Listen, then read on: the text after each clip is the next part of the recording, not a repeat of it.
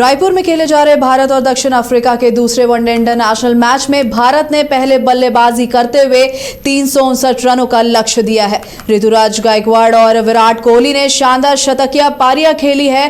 क्या कुछ इस मैच का हाल है, चलिए बात करते हैं। इस वक्त हमारे साथ क्रिकेट एक्सपर्ट राकेश रंजन जी जुड़े हुए हैं। राकेश जी, भारतीय टीम ने साउथ अफ्रीका को 359 का टारगेट दिया है। भारत की बल्लेबाजी कैसी रही है? क्या लगता है साउथ अफ्रीका के लिए कितना बड़ा चुनौती होगा ये स्कोर? देखिए, जो दूसरा वनडे इंटरनेशनल खेला जा रहा है उसमें भारत ने पहले बल्लेबाजी की। एक बार फिर से भारतीय टीम जो है वो टॉस हार गई। संभवतः ये लगातार 20वां मौका है जब टीम इंडिया टॉस हारी है, और जैसे कि उम्मीद थी, चूंकि ड्यू फैक्टर गेम में प्ले में आता है, तो जो भी टीम टॉस जीतती है वो बाद में बल्लेबाजी करना पसंद करती है, क्योंकि फिर गेंदबाजों को थोड़ी परेशानी होती है। तो उसे देखते हुए बाबू मां ने यह तय किया कि भारतीय टीम पहले बल्लेबाजी करे। अगर आप भारतीय पारी की बात कीजिएगा तो एक अच्छा स्टार्ट मिला।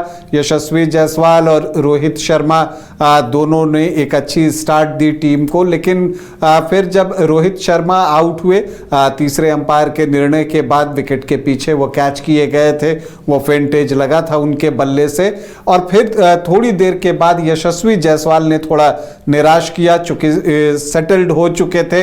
और ये एक फीचर बन गया है यशस्वी की बल्लेबाजी में, खास करके वाइट बॉल क्रिकेट में अगर हम देखें कि वो सेटल होने के बाद आउट हो रहे हैं, और आज भी वो 22 रन बनाने के बाद आउट हुए। तो 2 विकेट गिर जाने के बाद जो एक साझेदारी हुई वहां पर विराट कोहली और ऋतुराज गायकवाड़ के बीच में, उसने मैच का टोन सेट कर दिया। अब अगर आप देखिए तो विराट कोहली ने रांची के बाद रायपुर में भी शानदार शतक जो है वो जड़ दिया है। तो ये विराट के साथ हमने देखा है कि जब वो एक बार अपनी लय प्राप्त कर लेते हैं तो वो जितने रन जुटा सकते हैं वो जुटाते रहते हैं, और फिर रन वो बनाते नहीं, उनके लिए रन बहने लगते हैं। और यही एग्जैक्टली जो है यहां भी देखने को मिला। रायपुर में शानदार बल्लेबाजी की, लेकिन तारीफ ऋतुराज गायकवाड़ की करनी पड़ेगी। उन्होंने वनडे इंटरनेशनल में अपना पहला शतक जड़ दिया, और खास बात ये रोमिता कि उनका स्ट्राइक रेट जो है वो विराट से भी बेटर रहा। अगर आप देखिए तो ऋतुराज गायकवाड़ ने सिर्फ 83 गेंदों पर 105 रन बनाए, 12 चौके लगाए और 2 छक्का जड़ा। विराट कोहली ने भी शानदार पारी खेली, 93 गेंदों पर 102 रन बनाए, 7 चौके और 2 छक्के उन्होंने भी लगाए।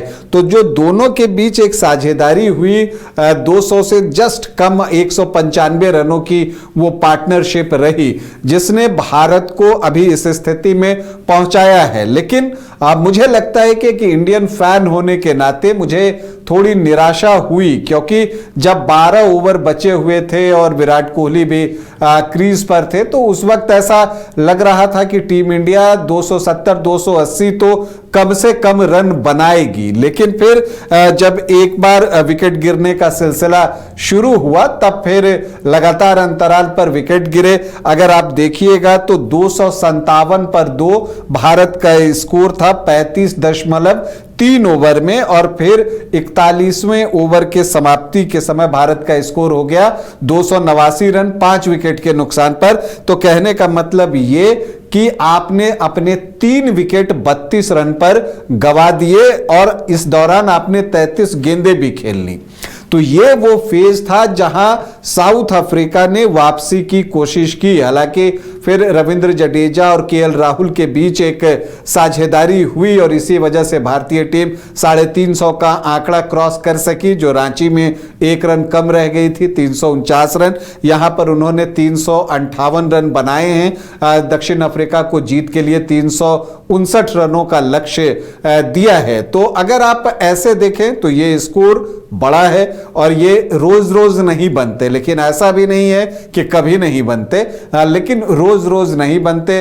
आपने देखा कि रांची में भी मुकाबला करीबी हुआ, लेकिन उस दिन भी आखिरकार दक्षिण अफ्रीका की टीम वो रन नहीं जुटा सकी जितने की उसकी जरूरत थी। लेकिन आप ऐसा नहीं कह सकते अभी कि मैच खत्म हो गया है, क्योंकि दक्षिण अफ्रीका की जो बल्लेबाजी है वो बहुत नीचे तक है, और ऑलराउंडर्स वो लेकर ज्यादा खेलते हैं, और सभी ऑलराउंडर्स केपेबल भी हैं बल्लेबाजी के लिए, तो इसीलिए आप कहते हैं कि मैच अभी बचा हुआ है, मैच रोचक होगा क्योंकि ड्यू फैक्टर भी प्ले में आएगा, और जब ड्यू फैक्टर प्ले में आएगा तो गेंद भीग जाएगी, ऐसे में बॉल को ग्रिप करना गेंदबाजों के लिए मुश्किल होगी, और जो ओस विकेट पर गिरेगा तो वो विकेट को थोड़ा फ्लैट बना देगा, जो विकेट धीरे धीरे थोड़ी धीमी हो जाती है उसको जो है एक गति दे देगा, तो उससे बल्लेबाजी थोड़ी आसान हो जाती है। तो यही देखना है कि कितना ड्यू फैक्टर जो है वो प्रभावी होता है। रांची में तो ड्यू अच्छा खासा रहा था और उसका नुकसान भारतीय टीम को उठाना पड़ा था, हालांकि टीम मैच जीत गई। तो इसलिए अभी आप ये नहीं कह सकते कि भारत ये मैच जीत ही गया है, लेकिन फिलहाल अगर आप देखें कि भारत ने 358 रन बना लिए हैं, दक्षिण अफ्रीका को बनाने हैं, तो इसीलिए दक्षिण अफ्रीका का काम थोड़ा मुश्किल है, लेकिन मुकाबला रोचक होगा। हां, जो शुरुआती 10 ओवर हैं उस पर नजर होगी कि उसका एडवांटेज भारत के तेज गेंदबाज कितना उठाते हैं। रांची में जो है भारत ने उसका फायदा उठाया था और 11 रनों पर दक्षिण अफ्रीका के 3 विकेट निकाल लिए थे। हर्षित राणा और अर्शदीप ने शानदार गेंदबाजी की थी, तो उस पर बहुत कुछ निर्भर रहने वाला है। जी धन्यवाद रंजन जी, बहुत बहुत शुक्रिया आपकी जानकारी के लिए।